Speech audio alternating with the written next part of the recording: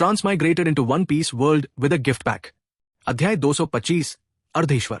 वो पीछे है, दानव दस्ते के बीच प्रतिस्पर्धा की देखरेख कर रहा है। साबो ने उत्तर दिया, डेमन स्क्वाड। ये सुनकर ब्लेज के चेहरे पर एक मजेदार मुस्कान आ गई।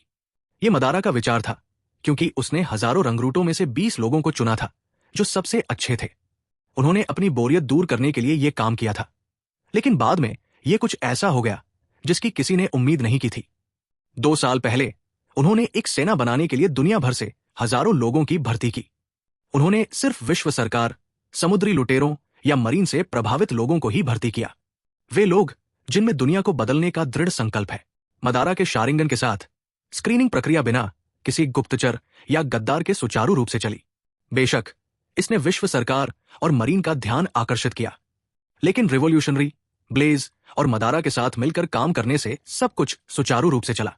उन्होंने करीब 2500 लोगों की भर्ती की और उन्हें बेहतर लड़ाके और खुफिया एजेंट बनने के लिए प्रशिक्षित करना शुरू किया। 1 साल बाद उनमें से करीब 1500 लोगों को फोर सीज और ग्रैंड लाइन के पहले हिस्से में भेजा गया। वे सभी मरीन में भर्ती हुए। ध्यान आकर्षित न करने के लिए उन्होंने अपनी ताकत छिपाई और सीमेन रिक्रूट्स या फर्स्ट क्लास के रूप में सबसे निचले पद पर रहे। बाकी 1000 लोग अभी भी यही हैं। उनमें से कुछ ने तो हकी भी सीख ली है।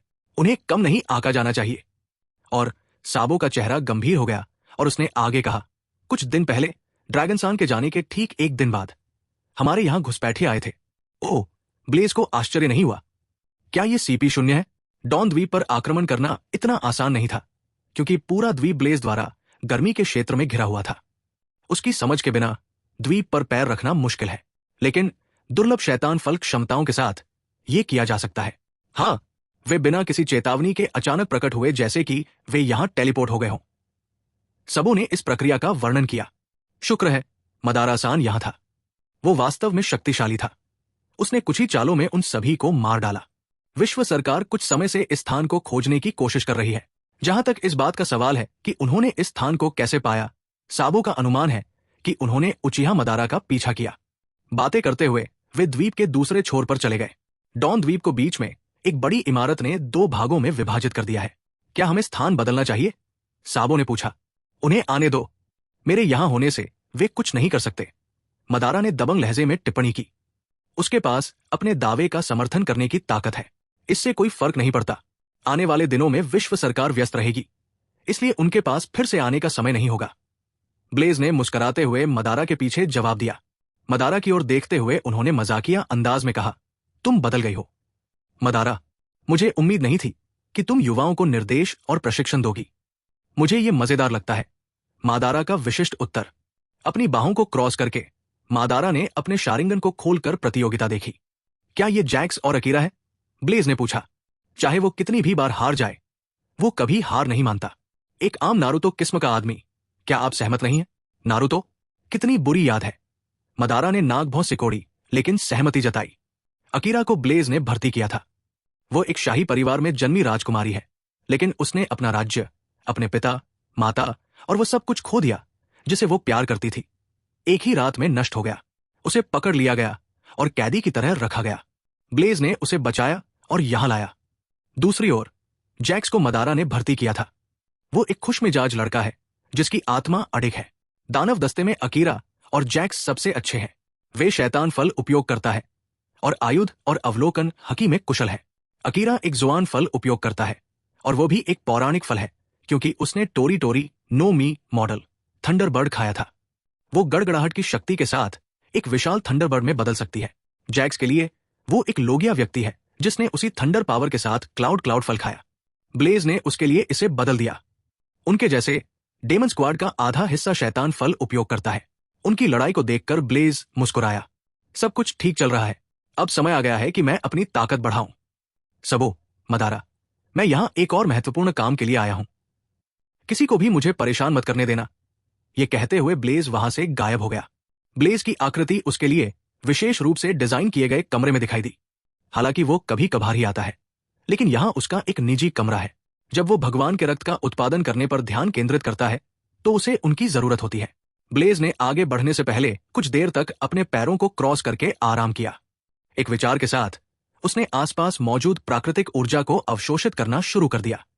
पहली बार की तरह उसने अपनी हकी का उपयोग करके भगवान के रक्त को बनाने से पहले प्राकृतिक ऊर्जा को अपनी जीवन ऊर्जा नेन के साथ मिलाया। पूरी प्रक्रिया में 10 मिनट से ज्यादा समय नहीं लगा। वो अपनी जीवन ऊर्जा से थका हुआ महसूस करता था और हकी भी उसी समय समाप्त हो गया था।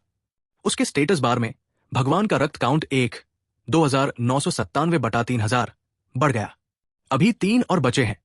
प्रक्रिया को दोहराने से पहले उन्होंने अपनी जीवन ऊर्जा और हकी को पुनः स्वस्थ करने के लिए ध्यान किया। एक दिन बीत गया। दूर क्षितिज से सूरज की रोशनी के साथ एक नया दिन शुरू हुआ।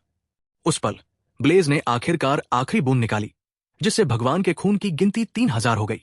जैसे ही उसने ये प्रक्रिया पूरी की, उसके शरीर के अंदर एक अद्भुत परिवर्तन हुआ। उसका खून अभी भी लाल था, लेकिन उसके चारों ओर एक सुनहरी चमक थी। उनमें एक पवित्र, प्राचीन और परिष्कृत आभा थी। जैसे ही परमेश्वर का रक्त उसके शरीर के चारों ओर प्रवाहित हुआ, उसने एक दिव्य परिवर्तन लाया।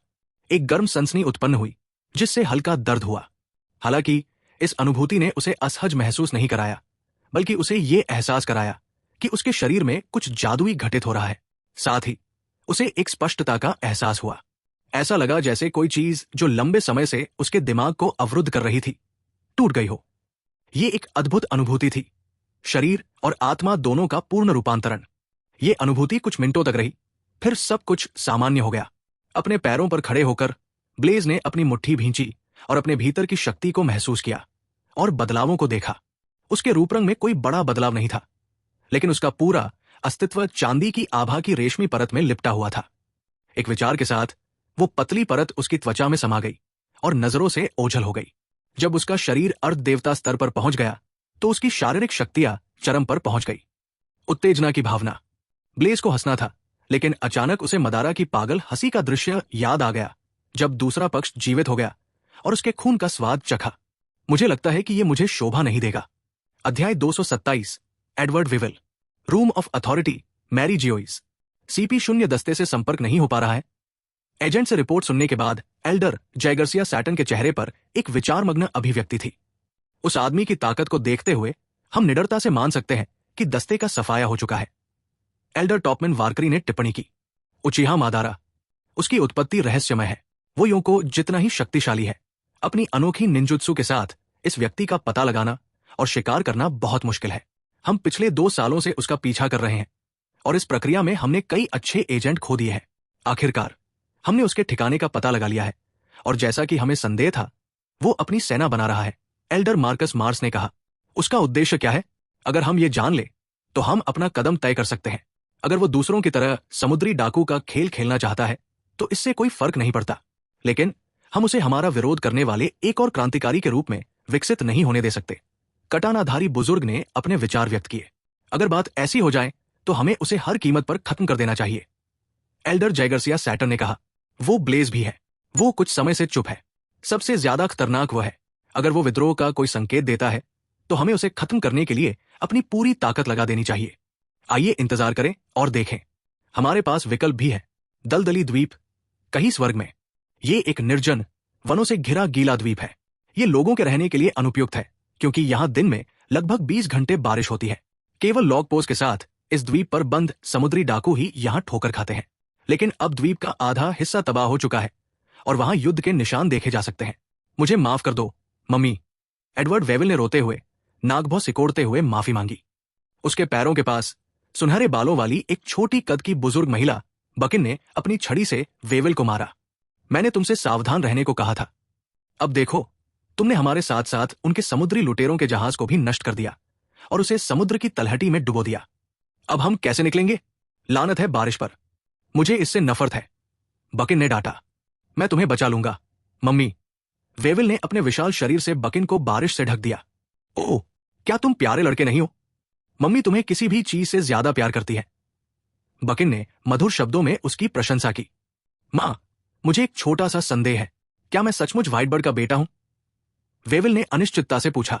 हाँ, जब आप अपने पिता से मिलेंगे तो आपको पता चलेगा कि आप उनसे कितने मिलते जुलते हैं। पिताजी हमसे मिलने क्यों नहीं आए?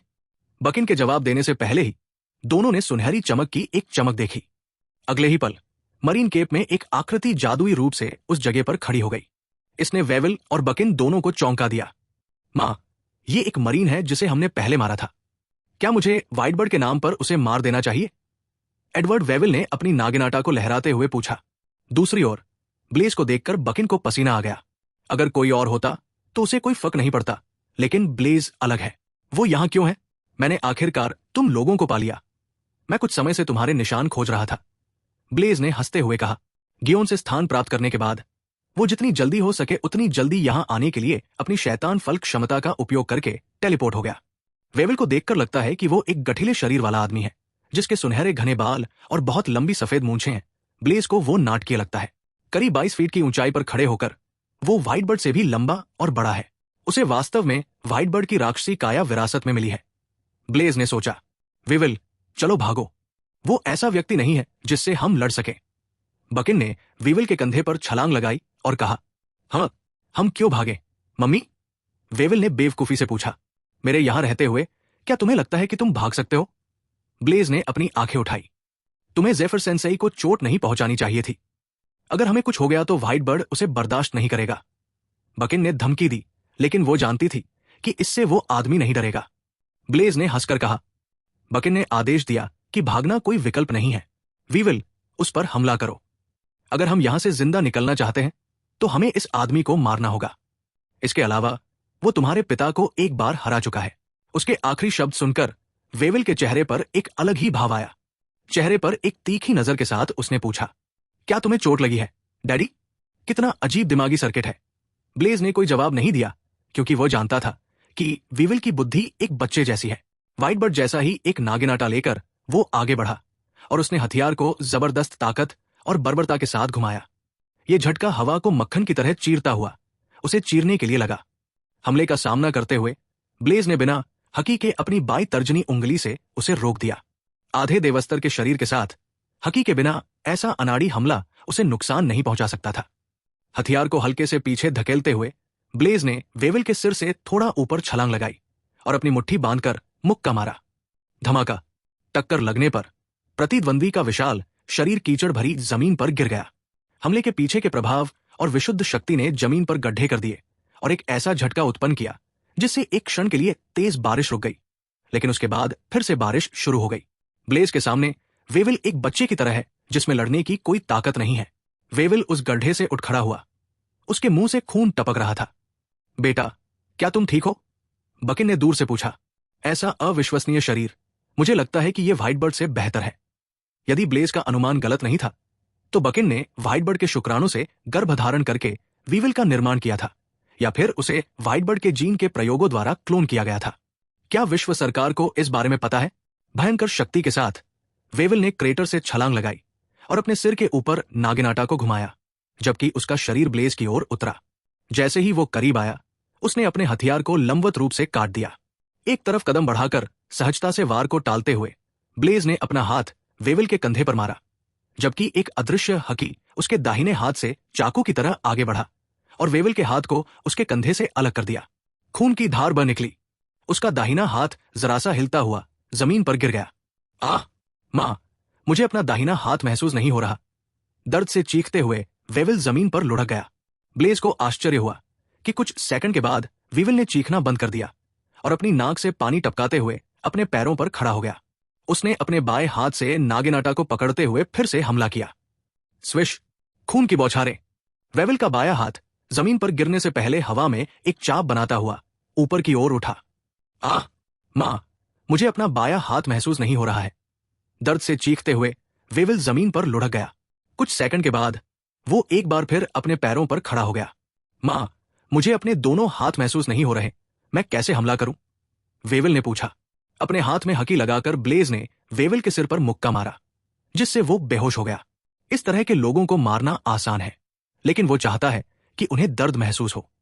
अगर मैंने उसे फिर से हथियार रखते हुए देखा या सुना तो मैं पहले उसके पैर काट दूंगा और फिर उसका सिर तुम्हारे साथ। बकिन को चेतावनी देते हुए ब्लेज की आकृति उस स्थान से गायब हो गई। जैसे ही वो चला गया, बकिन वेविल के पास गया और उसके गाल को सहलाया। मेरा बेटा। मां, क्या पापा मेरा बदला लेंगे?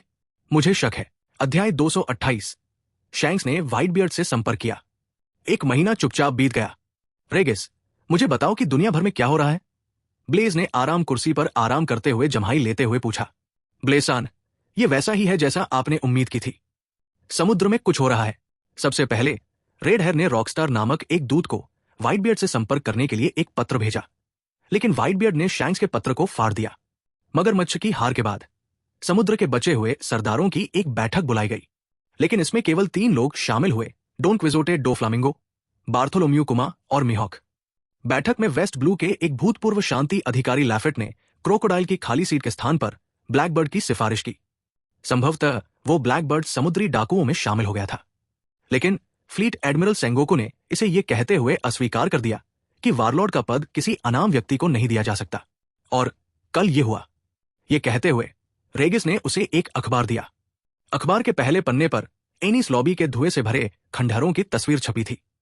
ये देखकर ब्लेज मुस्कुराया। मुझे उस शरारती लफी को देखे हुए काफी समय हो गया है।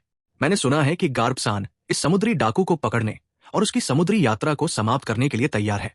वाइस एडमिरल गार्ब की कार्रवाई के साथ स्ट्रॉ हैट समुद्री डाकू खत्म हो गए हैं। रेजिस ने टिप्पणी की। कौन सा दादा अपने पोते को पकड़ता है? ब्लेज ने अपना सिर हिलाया। उसे दादा और पोते के खेल में कोई दिलचस्पी नहीं थी।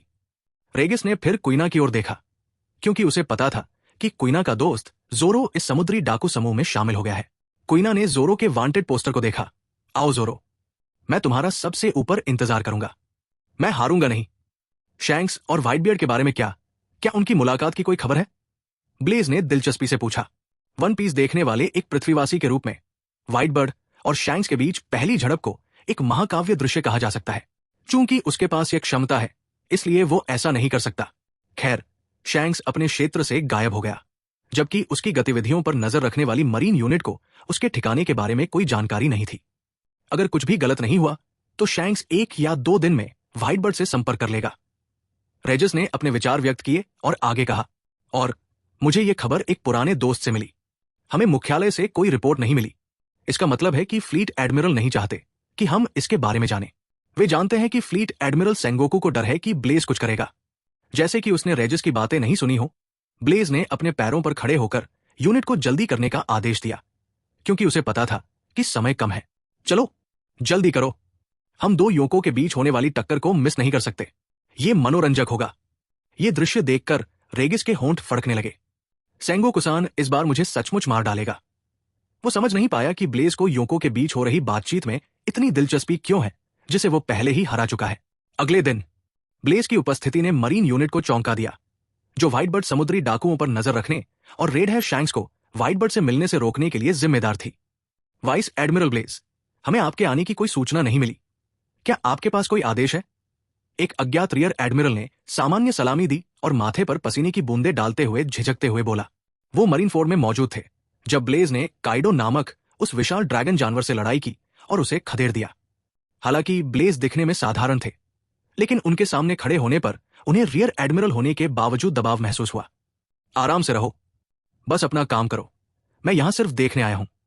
ब्लेज ने रियर एडमिरल को हटा दिया और दूर खड़े मोबी डिक की ओर देखा। मुझे व्हाइट बियर्ड को देखे हुए काफी समय हो गया है। दूसरे पक्ष की हकी को देखते हुए ब्लेज को वो बेहोश लगी।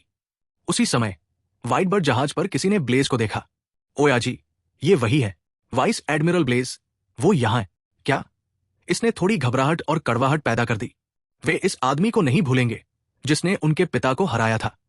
हार ने उन्हें कमजोर बना दिया और व्हाइट बर्ड समुद्री डाकुओं के लिए अनगिनत मुसीबतें ला दी। चिंता मत करो, ऐसा लगता है कि वो यहां लड़ने के लिए नहीं आया है। ब्लेज की हरकतों को देखने के बाद मार्को बोला, उसे मेरे और उस बच्चे शैंक्स के बीच की मस्ती देखने के लिए यहां होना चाहिए। व्हाइट बर्ड ने सोचा। तभी एक मरीन सैनिक ने निगरानी टॉवर से चिल्लाकर कहा, यह रेड हेयर पायरेट्स का जहाज है। 7 बजे है। उनके आने से माहौल तनावपूर्ण हो गया, जबकि ब्लेज ने धीरे धीरे आगे बढ़ते लाल बालों वाले जहाज को दिलचस्पी से देखा। उसने कहीं से एक स्नैक पॉकेट निकाला और उसे चबाना शुरू कर दिया। चीफ, ये ब्लेज है, लकी रॉक्स ने शैंक्स को बताया। क्या हमें भागना चाहिए? वो यहां क्या कर रहा है? शैंक्स अपने केबिन से बाहर आया और ब्लेज की ओर देखा। इसकी कोई जरूरत नहीं है, उसे यहां लड़ने के लिए नहीं होना चाहिए। बेन बेकमैन, जो ब्लेज के व्यक्तित्व के बारे में जानता था, ने अनुमान लगाया। ठीक है, तो हम उसे अनदेखा कर सकते हैं। चलो व्हाइट बर्ड से मिलते हैं, शैंक्स ने आदेश दिया। जैसे ही उसका जहाज मरीन जहाज के पास से गुजरा, ब्लेज ने मुस्कुराते हुए शैंक्स की तरफ हाथ हिलाया, जैसे किसी दोस्त का अभिवादन कर रहा हो। लेकिन रेड हेयर जहाज पर सभी लोग हाई अलर्ट पर थे। वे ब्लेज को अच्छी तरह से जानते थे।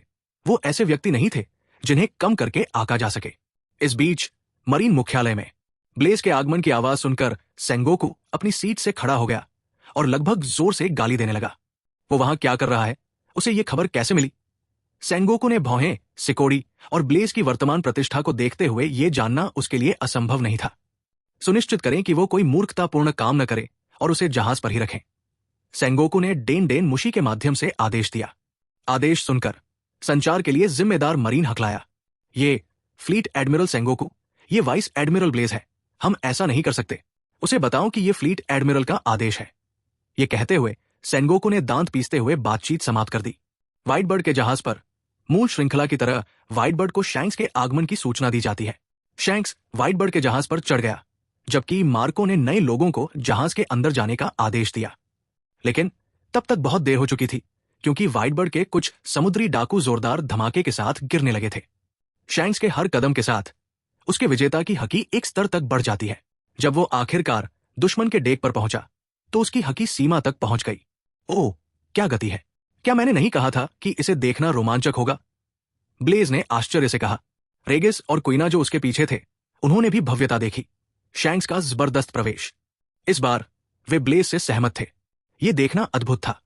व्हाइट बर्ड और शैंक्स ने शैंक्स द्वारा लाई गई शराब का आनंद लेते हुए आमने सामने चर्चा की, जबकि व्हाइट बर्ड के लोग जहाज से चले गए। पता नहीं क्या गड़बड़ हुई, लेकिन चर्चा के कुछ ही मिनटों बाद दोनों युवकों आपस में भिड़ गए। धमाका! उनकी टक्कर के साथ ही ऊपर का बादल प्रभाव से अलग हो गया। एक सेकंड के बाद एक शक्तिशाली हकी शॉकवेव ने सभी को पीछे छोड़ दिया और कुछ को मार गिराया। उम्मीदों के विपरीत व्हाइट बर्ड और शैंक्स के बीच पूर्ण पैमाने पर लड़ाई नहीं हुई। उन्होंने अंतिम झड़प के साथ चर्चा समाप्त कर दी। अध्याय 229 ब्लैकबर्ड समुद्री डाकू। कुछ दिनों के बाद मैरिनफोर्ड। व्हाइट बर्ड और शैंक्स के बीच संघर्ष देखने के बाद ब्लेज और उनकी यूनिट मुख्यालय पहुंचे, क्योंकि फ्लीट एडमिरल सेंगोकू ने उन्हें वापस बुला लिया था। जैसे ही ब्लेज ने मुख्यालय पर कदम रखा, उसने अकैनू को अपने कार्यालय से बाहर आते देखा। ब्लेज को देखकर अकैनू भी वहीं रुक गया। जब वे दोनों एक दूसरे को देखने लगे तो हवा में तनाव फैल गया। तापमान कुछ डिग्री बढ़ गया। हालांकि उसने 2 साल पहले अकैनू को पीटा था, लेकिन उसने अपना चेहरा छिपाकर ऐसा किया था। एक मरीन के रूप में ब्लेज को अकैनू से आखिरी बार मिले हुए लगभग 10 साल हो चुके हैं। उस समय उसे दूसरे पक्ष ने पीट पीट कर अधमरा कर दिया था। ब्लेज के पीछे खड़ी रेजिस को पसीना आ गया। उसे हवा में बेचैनी महसूस हो रही थी। कोइना के लिए उसने अकाइनू के बारे में ज्यादा नहीं सोचा। सकाजुकी, तुम अच्छे लग रहे हो, ब्लेज ने मुस्कुराते हुए कहा। वो बता सकता था कि अकैनू की हकी उससे आखिरी बार मिलने के बाद से ही बढ़ गई थी। संभवतः ये आखिरी पिटाई के बाद बढ़ी थी। ब्लेज, अकैनू ने हल्के से अपने दांत पीस लिए। वो कुछ समय से उसके कारनामे सुन रहा था, इसलिए वो जानता था कि ब्लेज कितना ताकतवर है, लेकिन वो इसे स्वीकार नहीं कर सका। वास्तव में उसे इस बात का अफसोस है कि जब उसके पास मौका था तो उसने उसे क्यों नहीं मारा। क्या तुम्हें इसका पछतावा हो रहा है? साकाजुकी की भावनाओं को महसूस करते हुए ब्लेज ने हंसते हुए कहा। सुंगना व्हाइट बर्ड को हराने के बाद ऐसा मत सोचो कि तुम सबसे ऊपर हो। वो पहले से ही बूढ़ा था और उसकी कब्र में एक कदम और था। साकाजुकी ने सूंघ कर कहा। कोशिश करना चाहोगे? ब्लेज ने अपनी आंखें सिकोड़ते हुए साकाजुकी पर दबाव डाला। मैं चाहता हूं। साकाजुकी का दाहिना हाथ उग्र मैग्मा में बदल गया। तुम दोनों इसे बंद करो। सेंगोकू सही समय पर आया और उसने हस्तक्षेप किया, जिससे स्थिति और अधिक बिगड़ने से बच गई। ब्लेज को साकाजुकी से लड़ने में कोई दिलचस्पी नहीं थी, जो पहले ही उससे हार चुका था। अकैनू को दूर भेजकर सेंगोकू ब्लेज को फ्लीट एडमिरल के कार्यालय में ले गया, जबकि क्वीना और रेगिस बाहर खड़े रहे। कार्यालय के अंदर सेंगोकू अपनी सीट पर बैठा था, जबकि ब्लेज उसके सामने बैठा था। तुम्हें एस की पृष्ठभूमि के बारे में पता है ना? सेंगोकू ने अचानक पूछा। हाँ, ब्लेज ने शांतिपूर्वक उत्तर दिया। क्या तुम जानते हो कि जब दुनिया को पता चलेगा कि एस रोजर का बेटा है तो इसका क्या प्रभाव पड़ेगा? सेंगोकू ने ठोड़ी के नीचे हाथ रखते हुए पूछा। ब्लेज को पता चल सकता है कि सेंगोकू गंभीर है। उसे ऐसा होना भी चाहिए। एक बेटा अपने पिता के अपराध के लिए जिम्मेदार नहीं होता। यह रोजर की मौत के साथ खत्म होता है। ब्लेज ने जवाब दिया और पूछा, आपको एस के बारे में कैसे पता चला? गैरपसान इस तरह की बात नहीं बताएंगे। 1 घंटे पहले हमें ब्लैकबर्ड समुद्री डाकुओं से एक कॉल आया। व्हाइट बर्ड समुद्री डाकुओं के पूर्व सदस्य टीच, जो खुद को ब्लैकबर्ड कहते हैं, ने हमें यह जानकारी दी। उन्होंने एस को पकड़ लिया। कुछ जांच के बाद हमने पुष्टि की कि खुफिया जानकारी सच थी। गैरप ने यह भी स्वीकार किया कि एस रोजर का बेटा है। सेंगोकू ने जानकारी दी। विश्व सरकार रोजर के वंश को खत्म करने वाले एस को सार्वजनिक रूप से मृत्युदंड देना चाहती है। चलो सेंगोकू-सान, इसे किसी और को खिलाओ। मैं मूर्ख नहीं हूं। ब्लेज ने अपनी आंखें घुमाई। ठीक है, ठीक है। रोजर के वंश को खत्म करने के अलावा ये शक्ति का प्रदर्शन और मरीन के अधिकार का प्रदर्शन है। सेंगोकू ने कंधे उचका दिए। आप व्हाइट बियर्ड को खत्म करना चाहते हैं? ब्लेज ने असल बात उजागर कर दी। मुझे पता है कि तुम्हारा एस के साथ कुछ रिश्ता है। सेंगोकू ने अपने शब्दों को लंबा किया। ब्लेज के विचारों को जाने बिना उसने एस की हत्या की योजना बनाने की हिम्मत नहीं की। वो जानता था कि ब्लेज कितना ताकतवर था। ताकतवर का सम्मान किया जाना चाहिए। जब तक गार्बसान मुझसे कुछ करने के लिए नहीं कहेंगे, मैं हस्तक्षेप नहीं करूंगा। सेंगोकू की दुर्दशा को समझते हुए ब्लेज ने अपना रुख स्पष्ट कर दिया। अच्छा, सेंगोकू ने राहत की सांस ली और बोला, ब्लैकबर्ड टीच को मगरमच्छ के उत्तराधिकारी के रूप में समुद्र का सरदार घोषित किया जाएगा जब वो एस को मरीन को सौंप देगा। आप मुझसे क्या करवाना चाहते हैं? एस को सुरक्षित करो और उसे इंपेल डाउन भेज दो। हालांकि सब कुछ गोपनीय रखा गया है, लेकिन मैं जोखिम नहीं उठाना चाहता, सेंगोकू बोला। यदि व्हाइट बियर्ड को पर्याप्त तैयारी करने से पहले एस की गिरफ्तारी के बारे में पता चल जाता है तो परिणाम विनाशकारी हो सकते हैं। अच्छा, ब्लेज ने सहमति जताई और सेंगोकू के कार्यालय से बाहर चला गया। मरीन फोर्स से अपनी यूनिट के जाने के कुछ समय बाद ही उन्हें एस के व्यापार स्थान के बारे में बताया गया। ब्लेज को आश्चर्य हुआ कि यह बानारो द्वीप है जहां एस और ब्लैकबर्ड को लड़ना चाहिए था। ब्लैकबर्ड टीच, यह आदमी बहुत ज्यादा आत्मविश्वासी है। क्या मुझे इसे मार देना चाहिए? ब्लेज ने सोचा। बानारो द्वीप। एस और ब्लैकबर्ड के बीच लड़ाई के बाद पूरा द्वीप नष्ट हो गया। अभी यह सिर्फ एक सादा द्वीप था जहां कोई शहर या चट्टान नहीं थी। क्या एस को सौंपने के बाद विश्व सरकार हमें सरदार का पद देगी? जीसस बर्गेस ने पूछा। ठीक है, उन्होंने वचन दिया है और हमने अपनी ताकत और अमूल्य जानकारी के साथ अपना मूल्य दिखाया है। लैफाइट ने कहा। सिखाओ कमीने, मुझे मार डालो। एस ने शाप दिया। चलने में थोड़ा कमजोर। ब्लैकबर्ड के अंधेरे क्षेत्र में बंदी बनाए रखना अच्छा एहसास नहीं है। ओह एस, तुम जाग गए। जी हाँ हाँ हाँ, मैं तुम्हें नहीं मारूंगा। तुम बहुत कीमती हो। मैं तुम्हें मरीन को सौंपने जा रहा हूं। ब्लैकबर्ड जोर से हंसा। कप्तान, एक समुद्री जहाज आ रहा है। वान ऑगुर, जो निगरानी कर रहा था, ने बताया। वी हाँ, नौसेना ने किसे भेजा है? क्या ये एडमिरल है? जीसस बर्गेस ने पूछा। ये वाइस एडमिरल ब्लेज है। वैन ऑगर ने चमकती आंखों से उत्तर दिया। दुनिया में ऐसा कौन है जो दुनिया के सबसे ताकतवर व्यक्ति ब्लेज को नहीं जानता? पहले तो दुनिया ने इसे मान्यता नहीं दी, लेकिन जैसे जैसे समय बीतता गया लोगों ने धीरे धीरे इसे स्वीकार करना शुरू कर दिया, क्योंकि कोई भी मजबूत व्यक्ति नहीं था जो उससे ये उपाधि ले सके। क्या तुम गंभीर हो? अरे क्या बकवास है। वो आदमी मुसीबत है। हम यहां से निकल रहे हैं। एस को यही छोड़ दो। ब्लैकबर्ड जल्दी में अपने दल के साथ चला गया। भाड़ में जाओ। उन्होंने उसे सिर्फ एक एक्सचेंज के लिए भेजा है। कप्तान, क्या वो इतना मजबूत है? बर्गेस ने पूछा। वो बहुत ताकतवर है। मैं मोबी डिक में था जब उसने व्हाइट बर्ड को हराया था। वो लड़ाई धरती हिला देने वाली थी, ब्लैकबर्ड ने बताया। हालांकि व्हाइट बर्ड की हालत बहुत अच्छी नहीं थी, लेकिन ब्लैकबर्ड का मानना था कि अगर व्हाइट बर्ड अपने चरम पर होता तो भी ब्लेज उसे हरा देता। एक चालाक व्यक्ति के रूप में ब्लैकबर्ड अपनी ताकत को अच्छी तरह से जानता था। जब वो अपने लक्ष्य को प्राप्त कर लेगा तभी वो ब्लेज का विरोध करने के बारे में सोचेगा। एस ने जब ब्लेज नाम सुना तो उसके दिमाग में ईस्ट ब्लू की यादें उभर आई। व्हाइट बर्ड के बारे में सोचते ही उसके चेहरे पर आंसू बहने लगे। ओयागी, कृपया कोई बेवकूफी मत करो। ब्लैकबियर्ड के जाने के कुछ समय बाद ब्लेज अपनी टुकड़ी के साथ द्वीप पर उतरा। कोइना, रेगिस, पूरे द्वीप की तलाशी लो। अगर तुम्हें ब्लैकबियर्ड दिखे तो मुझे बताना। द्वीप के केंद्र की ओर चलने पर ब्लेज ने देखा कि एस जमीन पर कमजोर हालत में पड़ा हुआ है और उसके शरीर पर कई घाव थे। यो एस, तुम्हें आखिरी बार देखे हुए काफी समय हो गया है। ब्लेज एस के पास गया और बोला। ब्लेज, एस ने कमजोरी से आवाज लगाई और अपने पैरों पर खड़ा हो गया। उसने संघर्ष नहीं किया, मानो हथकड़ी लगाए जाने का इंतजार कर रहा हो। तुमने कुछ भी गलत नहीं किया एस, ये दुनिया ही गलत है। ब्लेज ने अपने विचार व्यक्त किए और सैनिकों की ओर सिर हिलाया। उन्होंने उसे सीस्टोन हथकड़ी से जकड़ दिया और उसे मरीन जहाज में ले गए। उसी समय रेगिस और कोइना वापस आए और रिपोर्ट की। ब्लेसान, ब्लैकबर्ड और उसके चालक दल का कोई पता नहीं है। मुझे लगता है कि वे आपको जहाज पर देखकर चले गए। यार चलो चलें। अध्याय 230, नीचे की ओर प्रेरित करें। नीचे प्रेरित किया। इंपेल डाउन प्रवेश द्वार के सामने एक मरीन युद्धपोत खड़ा देखा जा सकता था। ब्लेज की यूनिट को इंपेल डाउन तक पहुंचने में कुछ दिन लग गए। ब्लेज, रेगिस और कोइना के साथ जहाज से नीचे उतरा, जबकि उसके अधीन मरीन सैनिकों ने एस को सुरक्षा प्रदान की।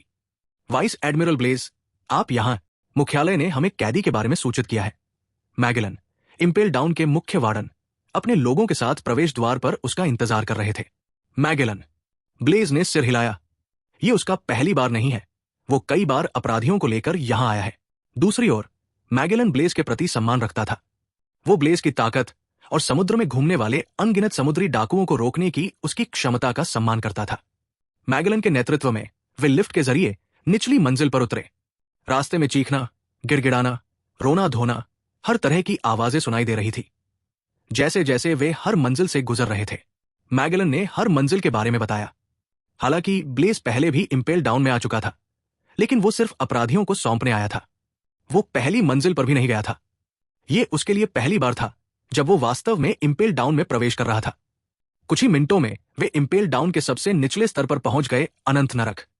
ये वो जगह है जहां पागल शक्तिशाली कैदियों को रखा जाता है, जिन्होंने बड़े अपराध किए हैं या जिन्हें विश्व सरकार के लिए खतरा माना जाता है। यहां अपराधियों को मूल रूप से इतिहास से मिटा दिया जाता है। मूलतः खामोश जेल आगंतुकों के अचानक आगमन से जीवंत हो उठी। ओह, क्या ये चीफ वार्डन मैगलन नहीं है? आप अभी तक नहीं मरे हैं। एक समुद्री डाकू का उपहास किया गया।